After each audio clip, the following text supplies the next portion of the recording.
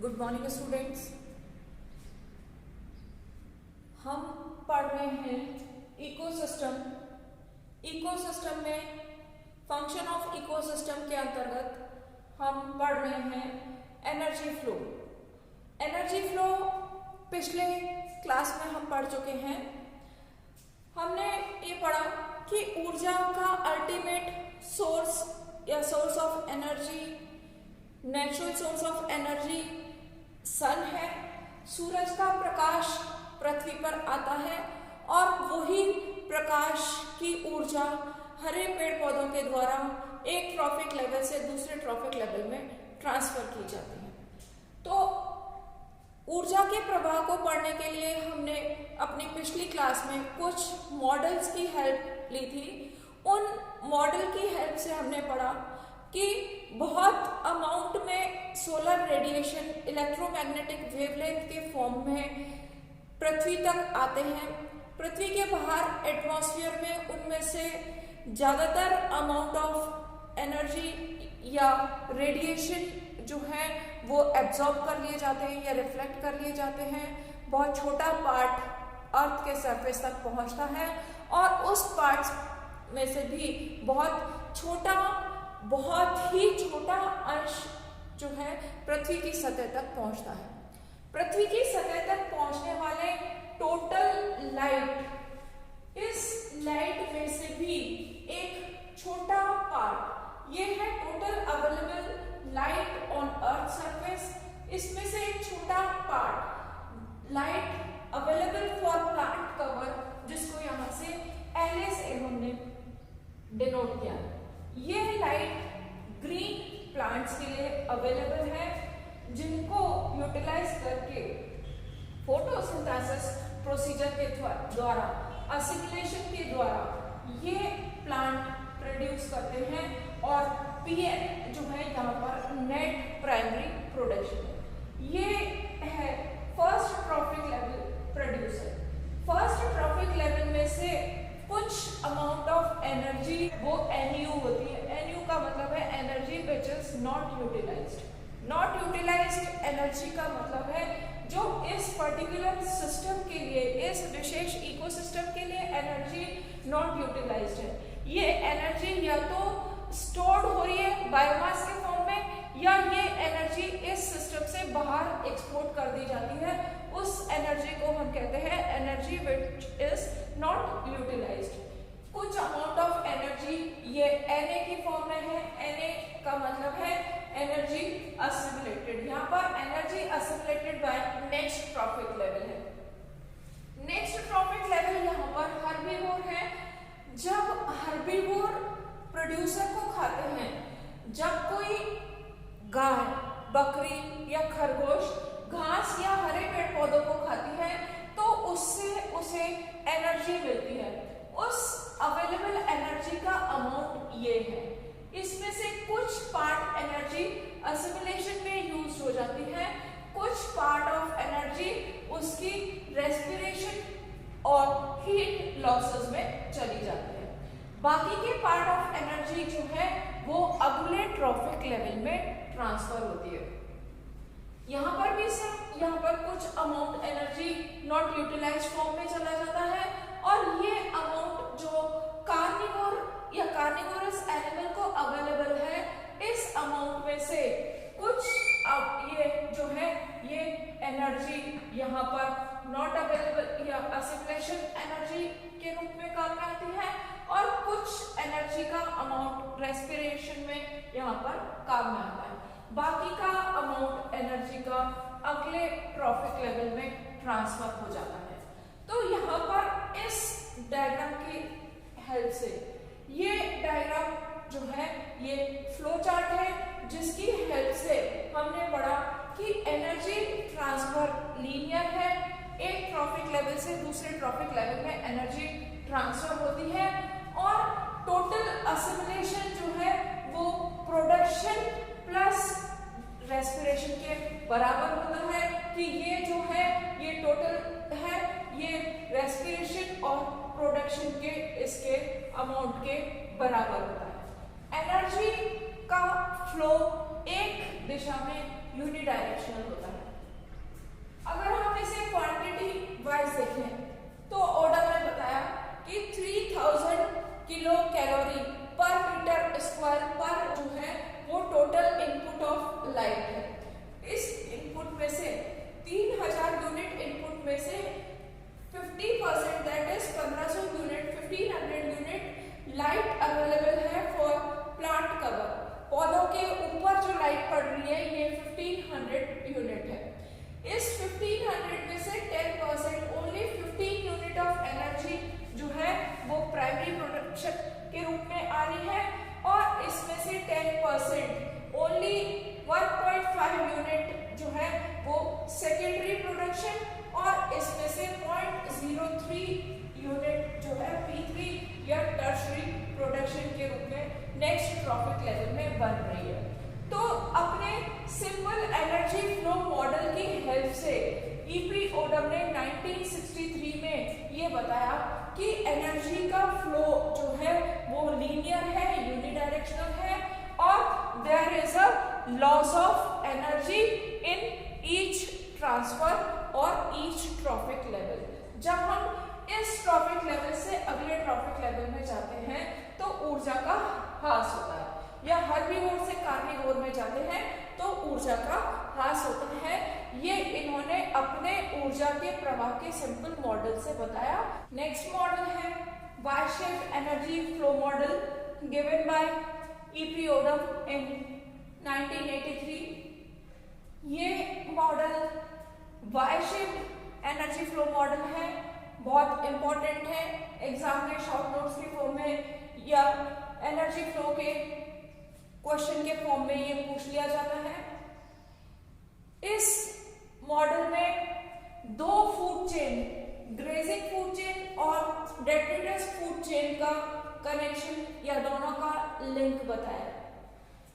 Producer green plant है, सूरज के प्रकाश से ये अपना भोजन बनाने का काम करते हैं। इन ग्रीन प्लांट से दो तरह की फूड चेन हम पहले पढ़ चुके हैं।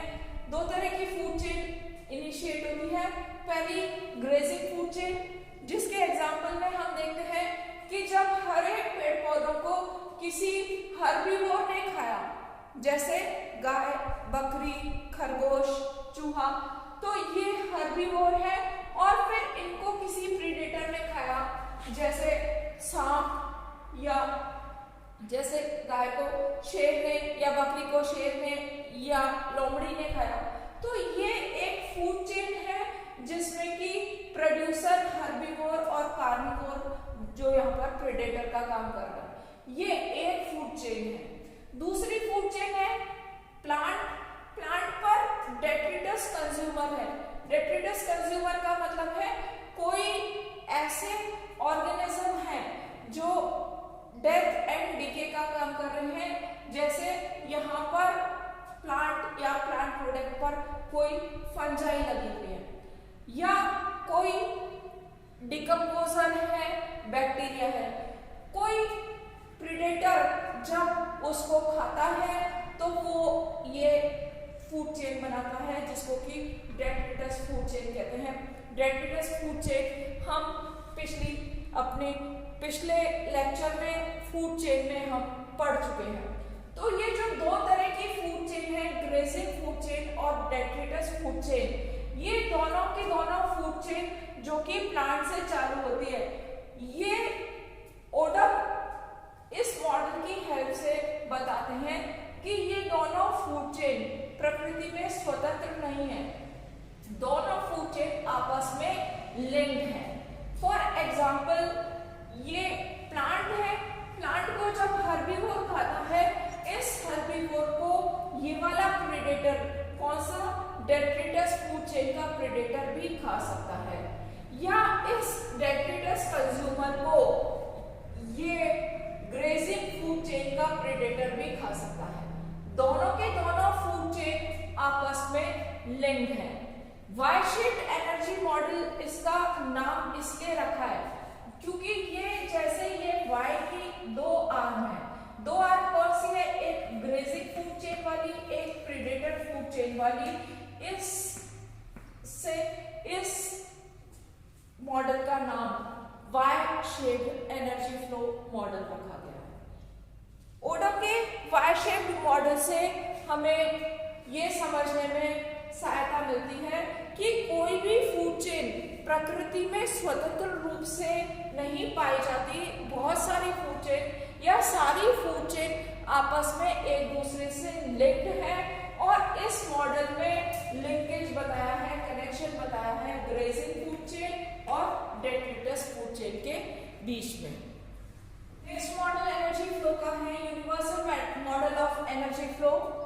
Universal model of energy flow भी ओडम के द्वारा 1967 में दिया गया। इस यूनिवर्सल मॉडल के कंसेप्ट में ये एक इकोसिस्टम है। ओडम ने बताया कि इकोसिस्टम एक क्लोज्ड सिस्टम है जिसमें से एनर्जी का इनपुट और आउटपुट होता रहता है। ओडम ने यह बताया कि टोटल इनपुट जो हो रहा है इकोसिस्टम में, उस इनपुट में प्रोड्यूसर्स के थ्रू कुछ एनर्जी असिमुलेट होती है। उस असिमुलेटेड एनर्जी का कुछ पार्ट नॉट यूटिलाइज्ड फॉर्म में और कुछ पार्ट रेस्पिरेटरी एक्टिविटीज में यूटिलाइज हो जाता है। बाकी का पार्ट अगले ट्रॉफिक लेवल में ट्रांसफर हो जाता है। इस इकोसिस्टम से एनर्जी जो है ग्रॉस एनर्जी या ग्रॉस प्रोडक्शन के रूप में कुछ अमाउंट जो है इकोसिस्टम से बाहर निकलता है। ये इकोसिस्टम का बायोमास यहाँ पर B से डिनोट कर रखा है, ये इसको बायोमास को डिनोट करता है। Universal model of energy flow के थ्रू ओडम ने यह बताया कि चाहे कोई भी इकोसिस्टम हो, क्योंकि इकोसिस्टम कोई क्लोज्ड सिस्टम नहीं है, उसकी कोई बाउंड्री नहीं है। किसी भी इकोसिस्टम में नंबर ऑफ ऑर्गेनिज्म जो है हमेशा हर समय फिक्स नहीं है। नए ऑर्गेनिज्म उस इकोसिस्टम में बाहर से आ सकते हैं और वहां के कुछ जीव जो है वो उस इकोसिस्टम से बाहर हो सकते हैं।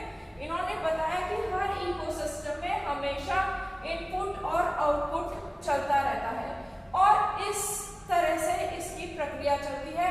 टोटल इनपुट से प्रोड्यूसर के थ्रू एनर्जी असिमुलेटेड होती है जो कि डिफरेंट हेड्स में प्रोड्यूसर के द्वारा खर्च की जाती है और बाकी की एनर्जी अगले ट्रॉफिक लेवल से ट्रांसफर कर दी जाती है।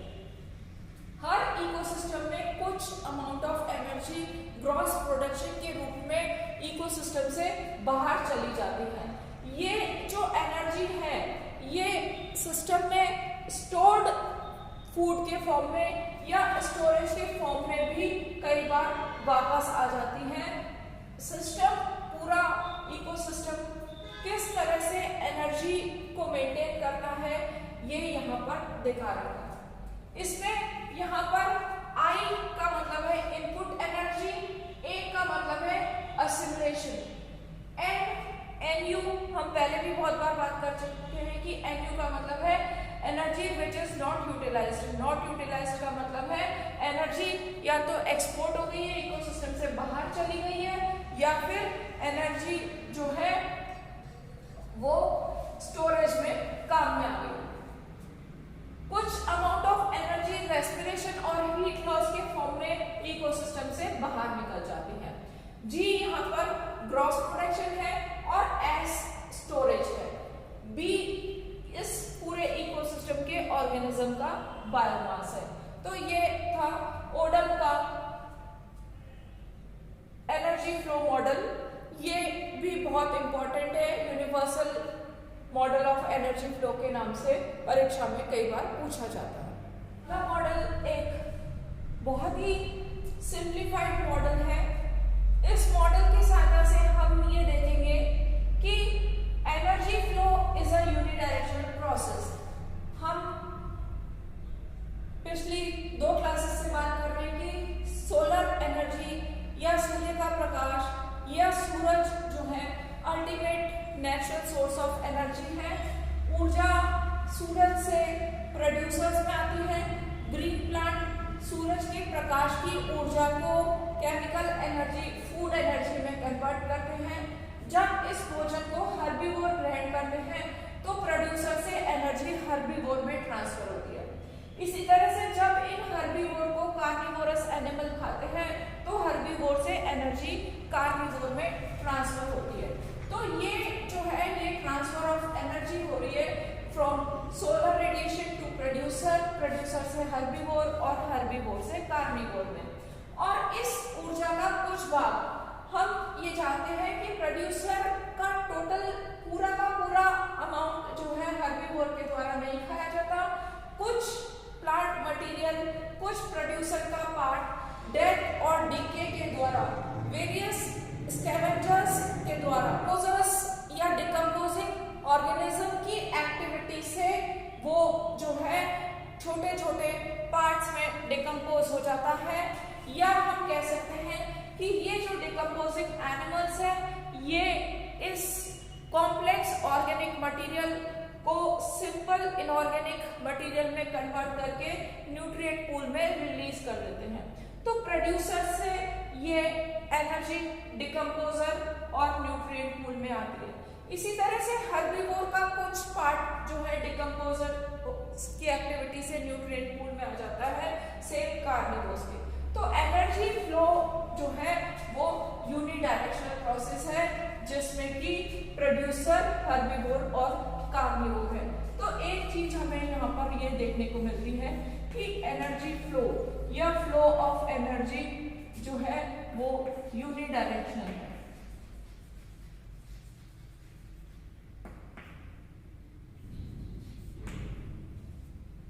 इसी डायग्राम की हेल्प से हम मिनरल साइक्लिंग भी देख सकते हैं कि ऊर्जा का प्रवाह तो एक दिशीय है, यूनिडायरेक्शनल, लेकिन मिनरल फ्लो साइक्लिंग है। जब पौधे जड़ों की सहायता से जल और खनिज का अवशोषण करते हैं तो वो खनिज कहाँ से आता है? वो मिट्टी में से या जड़ में से। और वो मिट्टी या जल में खनिज लवण कहाँ से आते हैं? जो कि डिकम्पोजर्स के द्वारा पिछली प्रोड्यूसर, हर्बीवोर और कार्निवोर के जनरेशन में से डिकम्पोज किए गए। तो इस तरह से ये जो साइकिल है, कौन सा? मिनरल साइक्लिंग, ये कंटिन्यूअसली नेचर में चलता रहता है। मिनरल साइक्लिंग कैसे होता है? प्रोड्यूसर से हर्बीवोर, हर्बीवोर से कार्निवोर और फिर यहाँ हर ट्रॉफिक लेवल से डिकम्पोजर्स। डिकम्पोजर क्या है? डिकम्पोजर ऐसे एनिमल है जो प्रोड्यूसर, हर्बीवोर या कार्निवोर यानी कि जो भी लिविंग ऑर्गेनिज्म है, जब उनकी डेथ होती है या जब उनके कुछ प्लांट पार्ट या कुछ एनिमल पार्ट्स जो हैं वो उनकी बॉडी से अलग हो जाते हैं, तब उन पार्ट्स को ये डिकम्पोजर्स कुछ एंजाइम सीक्रेट करके छोटे छोटे सब यूनिट्स में डिकम्पोज कर देते हैं। कॉम्प्लेक्स ऑर्गेनिक कंपाउंड को सिंपल इनऑर्गेनिक कंपाउंड में कन्वर्ट कर देते हैं और वो सिंपल इनऑर्गेनिक मटेरियल जो है न्यूट्रिएंट पूल में, सॉइल या वाटर में कलेक्ट हो जाता है। जब प्रोड्यूसर उस सॉइल या वाटर से मिनरल एब्जॉर्प्शन करते हैं तब ये न्यूट्रिएंट्स वापस से प्रोड्यूसर में आ जाते हैं। इस तरह से न्यूट्रिएंट जो है फ्लो एक साइक्लिंग प्रोसीजर है, एक चक्र के रूप में न्यूट्रिएंट का या मिनरल न्यूट्रिशन का, मिनरल्स का फ्लो होता है किसी भी इकोसिस्टम में। इस डायग्राम की हेल्प से हमें दो चीजें क्लियर होती है कि एनर्जी फ्लो यूनिडायरेक्शनल है, एक दिशीय लीनियर फ्लो है, जबकि मिनरल फ्लो जो है वो एक चक्रीय रूप में फ्लो होता है, साइक्लिक प्रोसीजर है। डिफरेंट मॉडल्स में हमने ये देखा कि ऊर्जा का प्रवाह होता है और ये थर्मोडायनेमिक्स के जो नियम हैं उनके हिसाब से होता है या उनको जस्टिफाई करता है। थर्मोडायनेमिक्स का पहला नियम है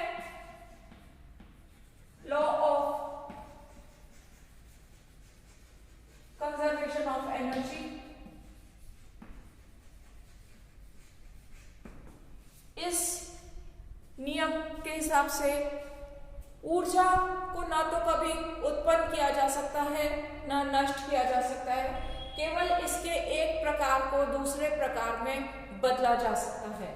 ये यहाँ पर बिल्कुल क्लियरली दिखाई देता है कि ये जो सोलर रेडिएशन के फॉर्म में एनर्जी है, इस एनर्जी को ग्रीन प्लांट्स फोटोसिंथेसिस के प्रोसीजर के थ्रू केमिकल एनर्जी के रूप में कन्वर्ट करते हैं, जो एनर्जी इनिशियली प्रकाश संश्लेषण में ग्लूकोज के रूप में बनती है, बाद में उससे और डिफरेंट ऑर्गेनिक कंपाउंड्स बन जाते हैं।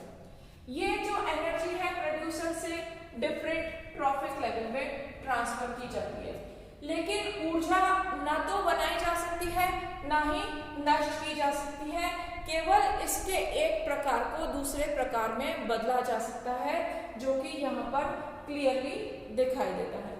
यहाँ पर एक दूसरा नियम जो है लॉ ऑफ एंट्रोपी, ये भी जस्टिफाई है। लॉ ऑफ एंट्रोपी में क्या है कि there is always loss of energy जब हम एक ऊर्जा को दूसरी ऊर्जा में कन्वर्ट करते हैं, या हम ये कह सकते हैं कि जब हम प्रोड्यूसर से हर्बीवोर में और हर्बीवोर से कार्निवोर में जब हम कहते हैं कि इस डिफरेंट ट्रॉफिक लेवल में एनर्जी ट्रांसफर होती है, तो इस नियम के हिसाब से हर ट्रांसफर में ऊर्जा का ह्रास होता है। जितनी अमाउंट ऑफ एनर्जी यहाँ पर है उससे कम यहाँ पर होती है, और जितनी यहाँ पर है उससे कम अगले ट्रॉफिक लेवल में होती है। तो ये फूड चेन जितनी बड़ी होगी उतने ही लास्ट ऑर्गेनिज्म में ऊर्जा की मात्रा कम होगी, और ये जो ऊर्जा है ये हर ट्रॉफिक लेवल में जब ट्रांसफर होती है उसको कहते हैं टेंथ लॉ। प्रोड्यूसर में 100 यूनिट ऑफ एनर्जी है, तो अगले ट्रॉफिक लेवल में 10 यूनिट ऑफ एनर्जी रहेगी, उसके अगले ट्रॉफिक लेवल में 1 यूनिट ऑफ एनर्जी रहेगी, यानी कि 10th portion of energy is transfer to next trophic level. बाकी की 90% एनर्जी जो है वो ट्रांसफर नहीं होती है। कहाँ जाती है 90% एनर्जी? हम पिछले मॉडल्स में पढ़ चुके हैं कि या तो वो नॉट यूटिलाइज्ड फॉर्म में स्टोर हो जाती है, असिमिलेशन एनर्जी में काम में आती है, या फिर रेस्पिरेटरी हीट लॉसेस में निकल जाती है। केवल उस ऊर्जा का 10वां भाग ही अगले ट्रॉफिक लेवल में ट्रांसफर होता है। तो अगर प्रोड्यूसर में 100 है तो हर्बीवोर में 10 होगा, हर्बीवोर में 10 है तो कार्निवोर में 1 होगा। इसको कहते हैं 10th law of energy transfer.